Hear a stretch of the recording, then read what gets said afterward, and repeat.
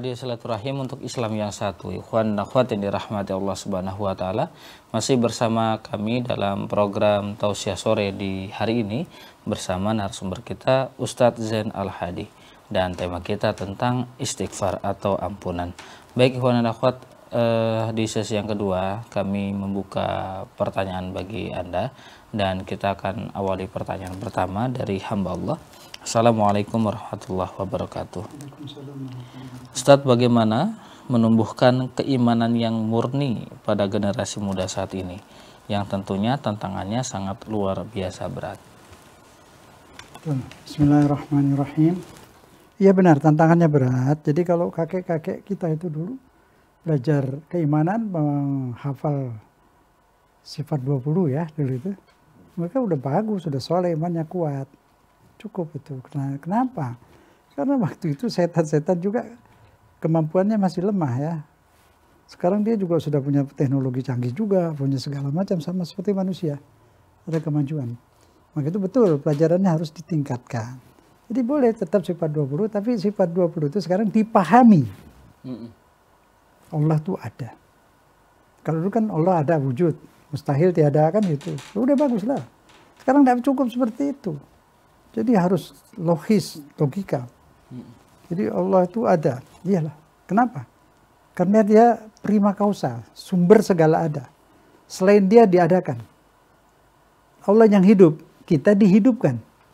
Kita bukan hidup, kita dihidupkan. Ada awalnya hidup kita ini, dihidupkan. Allah tidak dihidupkan, dia maha hidup. Dia hidup tanpa dihidupkan, maka itu dia berkuasa kali.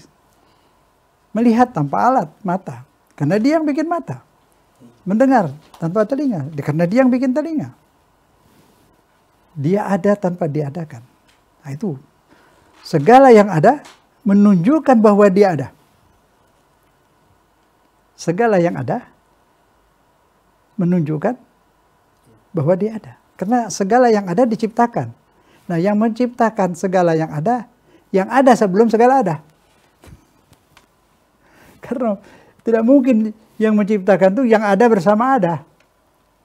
Dia ada bersama yang ada. Serempak waktunya. Dilahirkan, diciptakan, dibikin. Enggak mungkin. Jadi yang mengadakan segala yang ada, ya dia ada terlebih dahulu. Sudah ada dia. Sedia ada. Jelas itu kan? Wal awalu. Yang adanya tanpa berawal. Tanpa bermula. Karena tidak diadakan, memang ada. Adanya segala ada, harus ada yang ada tanpa diadakan. Sumber segala ada. Kalau tidak ada sumber segala ada, tidak ada segala apapun, kosong. Jelas tuh, ya kan? Jadi segala ini ada, pasti ada yang ada tanpa diadakan. Dialah yang mengadakan segala ada. Cukup. Maka itu disebut ahad, tunggal. Awal, tidak berawal, akhir tak berakhir. Tidak bermula. Itu. Jadi memang tauhid sekarang itu harus seperti belajar, seperti dia tuh, seperti dia melihat. Kita buat seperti dia melihat Allah. Apalagi Allah Razik, Allah pemberi rezeki, tidak cukup menghafal seperti itu. Buktikan. Kamu di perut ibu, yang menciptakan kamu itu menjamin makan dan minummu. 9 bulan di perut ibu tidak ada dokter, tidak ada siapapun, teknologi apapun tidak bisa memberi makan di dalam perut. Allah yang memberi makan itu. Dari makanan dirubah menjadi natrium, menjadi glukos, diinfus lewat plasenta, masuk pusar, langsung ke arteri papena itu, masuk makanan di situ. Hidup, oksigen juga masuk. Allahu Akbar. Lahir, belum ada gigi, perut belum bisa mencerna makanan. Jadi harus cairan, minum air putih mati dia, nggak cukup. Allah sudah taruh susu di dada ibunya. Tidak pernah ada yang berani ngaku, Tuhan manapun berani ngaku, aku yang menciptakan susu di perut ibu-ibu itu. Tidak ada. Hanya Allah Subhanahu wa ta'ala. Allahu Akbar, la ilaha illallah. La ilaha illallah. Tidak ada Tuhan selain Allah. Tidak ada pencipta segala yang ada selain Allah. Diceritakan proses di perut ibu, diceritakan kelahiran, menciptakan Adam tanpa proses, tanpa proses kelahiran seperti kita. Dialah Allah. Dialah Tuhan. terus sampai ini udah besar musim makan yang lebih bagus, yang lebih kuat lagi, lebih dari susu, dibuatkan gigi. Coba bayangkan itu gigi, kalau gigi palsu langsung dipasang, itu nggak numbuh. Bahannya dari mana? Diangkut oleh sel-sel dibawa ke sini, numbuh pelan-pelan, kemudian udah sampai sebesar ini, panjang ini, stop. Coba kalau nggak di stop, giginya terus panjang. Kayak kuku. 6 bulan sekali potong gigi. Nah, sakit lah. Susunya rapi, yang buat ngerat lain, buat ngunyah bundar di belakang. Kalau yang buat ngunyah di depan, bagaimana kita makannya monyong gitu? Subhanallah. Allahu Akbar, la ilaha illallah. Buta manusia yang tidak mau menyembah Allah. Buta yang tidak mau menuhankan Allah.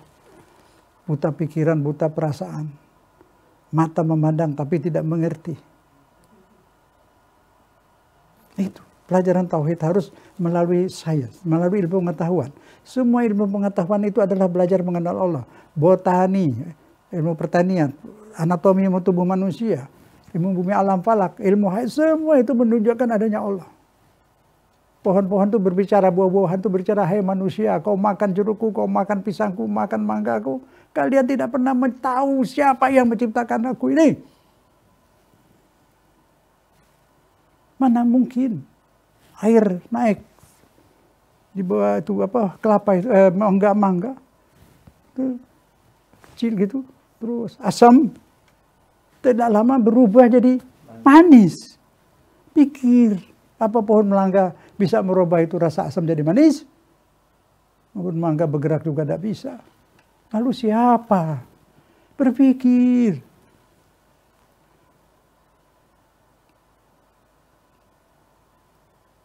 Subhanallah, la ilaha illallah, tidak ada Tuhan selain Allah. Tidak ada pencipta mangga, pencipta tomat, jeruk, semua apa yang ada buah-buahan, makanan buat kita ini, susu, illallah. Tidak ada selain Allah. Allah, Allah, Allah, Allah, Allah, Allahu Akbar, subhanallah, subhanallah. Ya Allah, ajari aku mengenalmu. Ajari aku mengenalmu. Ajari aku menjadikan engkau yang paling kucintai. Engkau segalanya bagiku. Engkau yang menciptakan, yang melahirkan, yang menjamin rezeki. Ketika di perut ibuku, kau hantarkan makanan langsung ke pusar, ke perut, ke arteri. Ku lahir sudah kau sediakan susu di dada ibuku. Kini sudah besar, segala macam buah-buahan, makanan, semua ada. Ya Allah, jadikanlah aku hambamu yang bersyukur. Yang betul-betul menuhankanmu. Dah.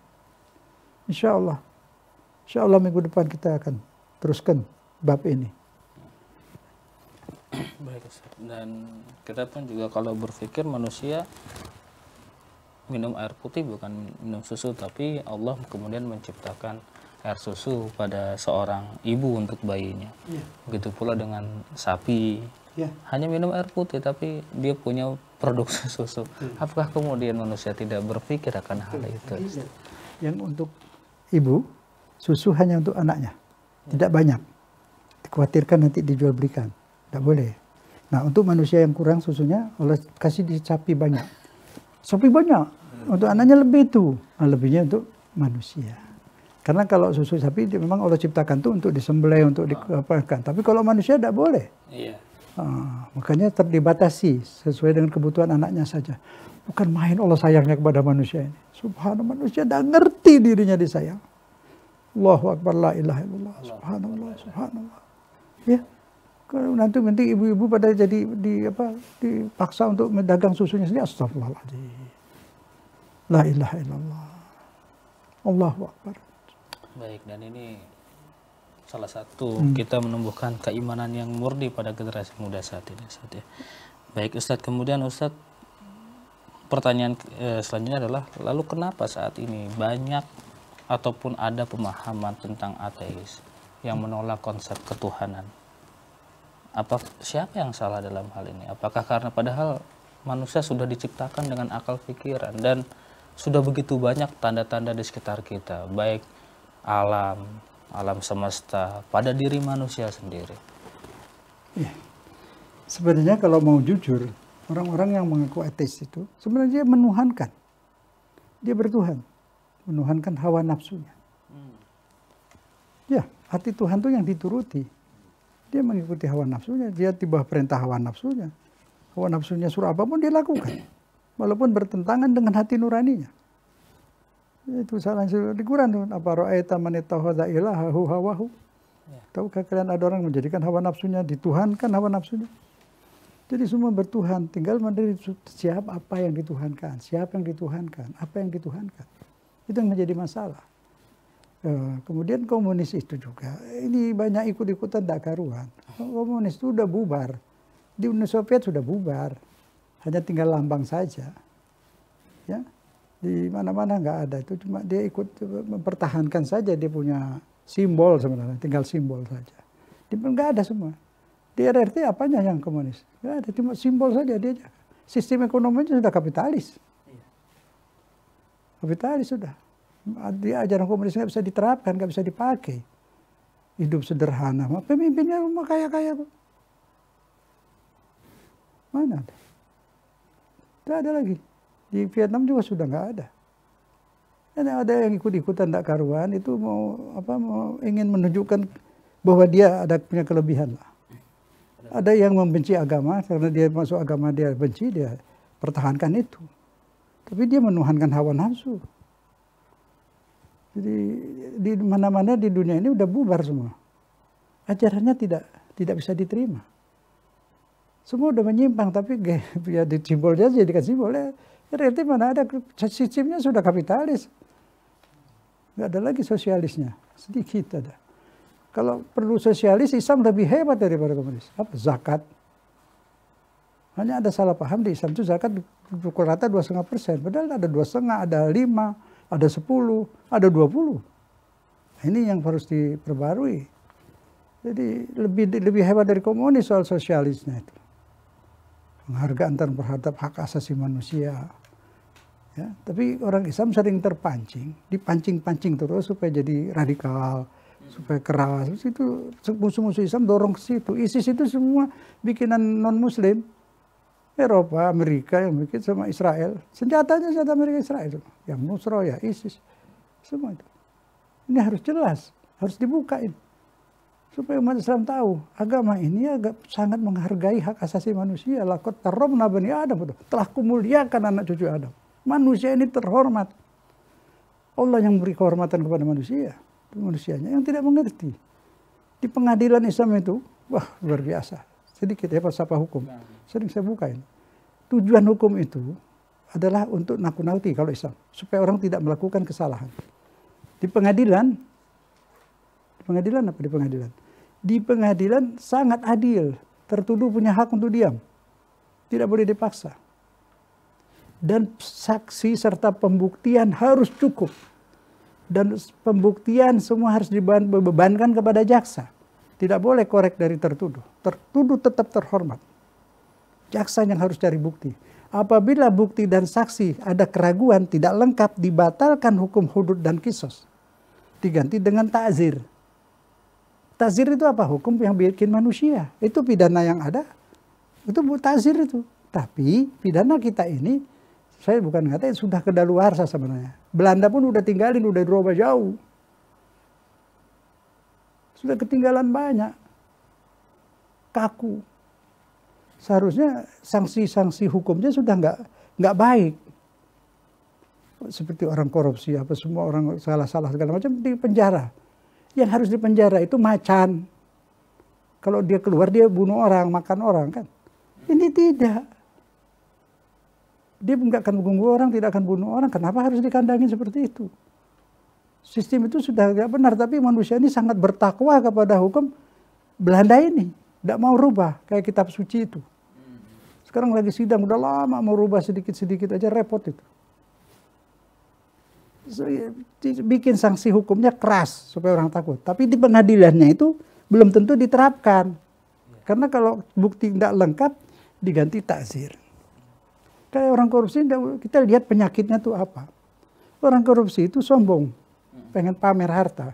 Gaji udah cukup. Jadi dia mau apa? Yang korupsi banyak yang kaya loh. Jadi dia mau sombong. Nah obatnya apa? Obati sombongnya. Sanksi hukumnya jangan dipenjara. suruh kerja bersihkan jalanan, cleaning service. Dia dikirim di mana kantor-kantor perlu tuh cleaning service, kita kirim dia, diawasin. 6 bulan cukup, nggak perlu 15 tahun. Nggak ada biaya negara, dia digaji. Uangnya untuk keluarganya sekian persen, untuk dia sekian persen jajan. Jadi dia makan sendiri, jadi negara nggak punya beban banyak penjara-penjara itu. Jadi kartu penjara itu ada bagian cleaning service, ada bagian ibu-ibu juru masak.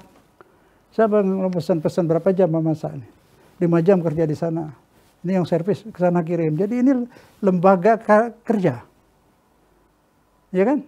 Kantor kerja. Tapi ada mandornya begitu. Dia dididik ini. Jadi tujuannya bukan membalas, bukan menyakiti, mendidik agar bisa hidup bermasyarakat. Ini koruptor kalau disuruh bersih-bersih, dia hilang sombongnya. Dia sadar nyari duit itu bukan keringat, letih. Dia akan tobat menjadi orang baik. Sebenarnya orang baik, hilap. Jadi bukan dendam, bukan memusuhi. Penjara itu buat hewan. Boleh kalau orang bunuh-bunuh, boleh di penjara lah itu. Ikat bukan. Bahaya kan? Kalau yang tidak berbahaya ini, supir nabrak segala macam, kenapa mesti di penjara? Sudah nabrak yang ditabrak mati, supirnya anak istrinya nggak ada yang kasih makan. Kasih bikin pabrik, penjaranya tuh pabrik, bekerja dia di situ, digaji. Buat dia, buat keluarganya, gajinya itu. Begini semua tuh harus berpikir, jangan apa-apa yang dari luar tuh pakai terus telan aja sudah beginilah di sana. Kan aneh. Kalau dikasih sedikit ajaran Islam, kita bukan negara Islam. Saya katakan kita juga bukan negara Belanda. Penjajahan sudah habis. Rubah itu KHP itu. Yang ada jiwa keindonesiaannya lah. Kita punya cara sendiri dong. Hargai budaya kita. Jadi begitu mestinya. Bukan bikin negara Islam, enggak, ambillah sebagai ajarannya yang baik itu. Ya kan? Kita bisa ambil dari Belanda, kenapa nggak ambil dari Quran sebagian? Bukan negara Islam, ambil ajarannya yang baik. Jangan terlalu benci kepada Islam, terlalu takut. Islam itu agama rahmat manusiawi. Begitu. Jadi artinya kata-kata itu tidak pantas diucapkan. Kita bukan negara Islam. Saya juga bisa mengatakan kita bukan negara Belanda. Kenapa kalau pikiran Belanda dipertahankan? Dengan dalil-dalilnya itu kitab suci dari Belanda begitu? Tidak. Kita punya akal, bisa bikin sendiri, rubah pun boleh. Itu SHSH di DPR, rubahlah banyak-banyak itu. Sesuaikan dengan kondisi Indonesia. Iya, seperti itu. Insya Allah. Baik, Ustaz, kemudian pertanyaan selanjutnya. Bagaimana mendeteksi kebenaran sebuah berita agar kita tidak terjebak dengan berita bohong dan ikut menyebarkannya? Ya. Nah, ini berita hoax. Wah, ini benar sekali. Bismillahirrahmanirrahim. Di dalam Al-Quran tuh ada. Dan di Rasil disiarkan terus itu. Apabila ada berita, periksa dulu. Tabayyanu. Koreksi. Jangan main percaya saja. Ada itu mazhab. Nabinya bukan Muhammad lain. Lihat dulu. Nginap di rumah orang yang bermazhab itu, lihat. Koreksi, periksa. Jadi kita nggak jadi salah kan begitu. Ada lagi begini, itu semua dicek dulu. Jadi kita jangan diadu-adu. Orang yang ngasih berita itu membela, menjelekkan yang A kepada yang B, besok dia juga kasih berita jelek dari A untuk si B. Jadi diadu kita jangan nanti negeri ini yang korban. Iya. Nah itu. Apa yang kita bilang kurang baik, kita mau kasih saran, kasih saran. Saya tadi juga memberikan saran. Rubah itu KUHP banyak-banyak, sebanyak yang sudah tidak sesuai.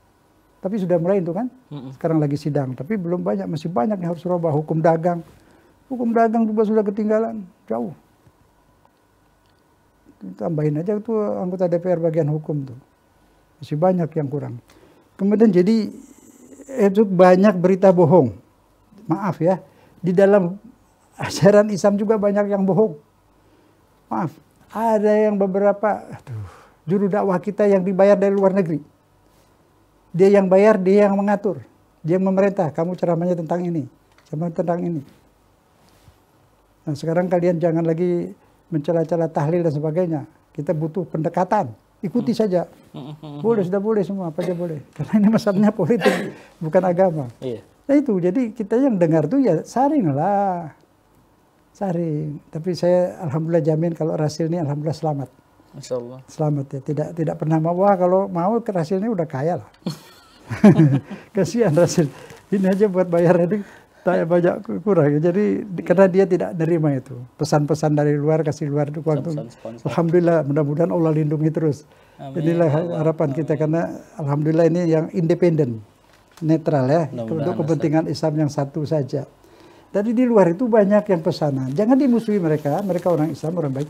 Tapi saring, yang benar ikuti, yang mengajari permusuhan, perpecahan jangan ikuti.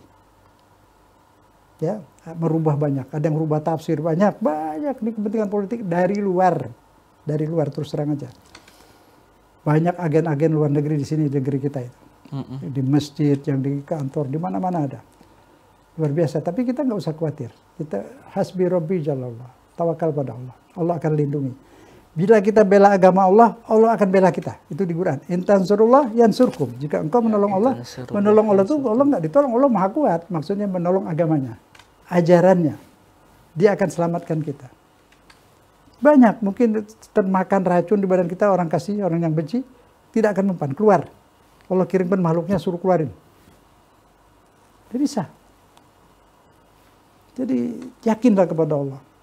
Jadi tadi apa nih pertanyaannya? Hoax itu. Ya jangan percaya banyak atau berita pun. Berita yang saya perhatikan dari luar, banyak berita dari luar terjemahannya dirubah. Entah sengaja apa enggak sengaja saya enggak tahu. Ada yang merebut istri pejuang.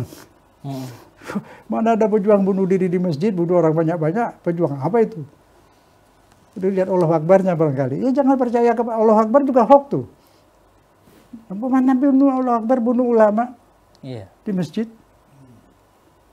Bom di mana-mana setiap hari, orang lagi sholat bomnya di masjid terus, di Pakistan, Afghanistan, di Syria, penduduk sipil, di Yaman, anak-anak korban. Kalau dia pakai sorban sebesar gunung pun jangan percaya, jangan lihat manusia dari pakaiannya, lihat apa yang belum disampaikan, benar apa tidak.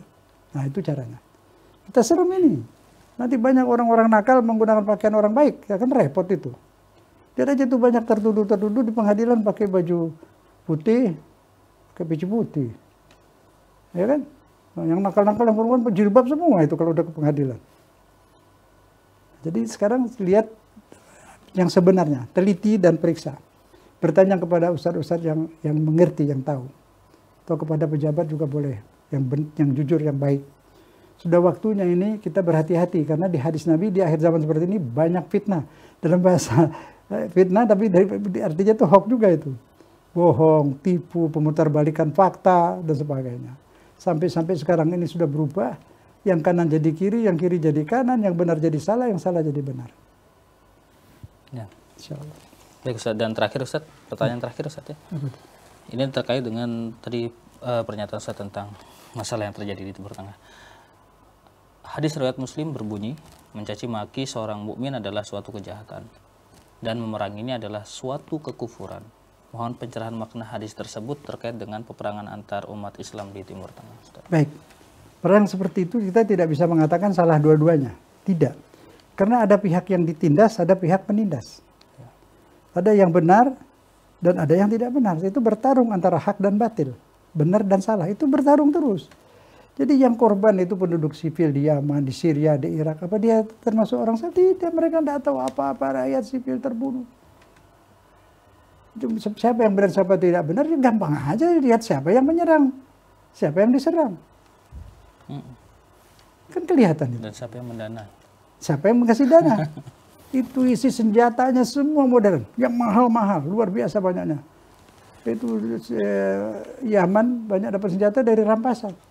Syria juga dapat banyak rampasan senjata, di Irak juga. Yang menyerang dong yang salah. Jangan salahin yang diserang dong, kasihan. Apa dosanya orang Yaman? Apa dosanya rakyat Syria dan rakyat Irak? Nah sekarang itu sudah tidak berhasil, menggunakan ISIS, yang satu ISIS namanya banyak sekali, Nusra segala macam. Sekarang bosnya sendiri masuk. Jadi kelihatan. Itu bukan perang Islam sama Islam. Rakyat di negeri itu diserang oleh negara yang bukan Islam. Menggunakan tangan-tangan orang Islam. Nah, sudah. Ujung-ujungnya Israel juga. Jadi jangan maulah kita diadu. Kalau udah semua di sana, nggak mungkin dia kemari. Percaya nggak sama Allah? Kalau politik baca Allah Quran dong. Percaya sama Allah. Lantar doan kal Yahudu. Lan itu never. Tidak akan pernah. Tidak akan pernah kapanpun. Yahudi itu, Nasrani itu rela kepadamu. Sehingga kamu tunduk kepada dia. Nah sekarang negeri yang tunduk ke dia, nggak diapa-apain, nggak ada bom, nggak ada apa-apa. Kita nggak diridhoi, masih sering dulu ada bom. Tapi ada di negara Islam lain yang tidak ada bom. Aman saja. Ya kan? Karena sudah diridhoi. Udah saling ridho lah. Ya. Dia dengan Israel. Gampang kan?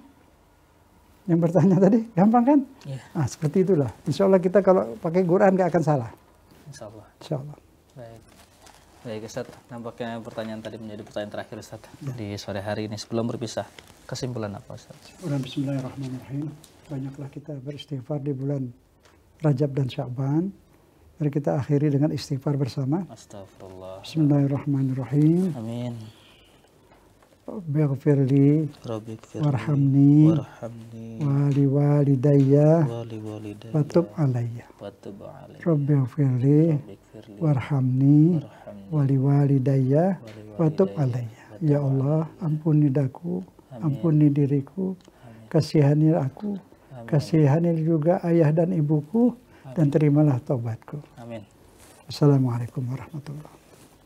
Waalaikumsalam warahmatullahi wabarakatuh. Baik, terima kasih Ustaz Zainal Hadi. Ikhwan dan akhwat, demikian tausiah kita di sore hari ini. Di sore hari ini bersama Ustaz Zainal Hadi yang ditutup dengan istighfar. Dan mari kita tingkatkan istighfar kita, mohon ampunan kita kepada Allah Subhanahu wa taala terutama di bulan Rajab dan Sa'ban ini. Dan semoga kita semua dapat disampaikan oleh Allah Subhanahu wa taala usia kita hingga berada di bulan Ramadan. Saya Abi Agus undur diri ditemani para pejuang dakwah, ada Neza, kemudian ada Panji dan Yusuf Subangkit serta para pejuang dakwah di Batam, Sukabumi dan juga di Semarang. Mohon undur diri. Billahi taufiq wal hidayah. Wassalamualaikum warahmatullahi wabarakatuh.